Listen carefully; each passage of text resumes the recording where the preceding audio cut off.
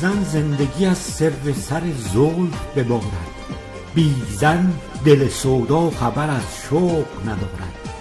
از مرحمت مستی چشمان خمارش، هستی خبر از سانحه عشق برآرد.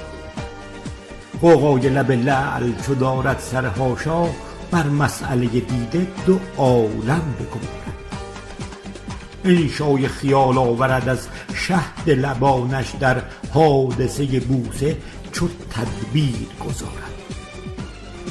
از فتنه رخساره کشد سر به تمنا، بر لوح دل از دیده خیالش بنگارد.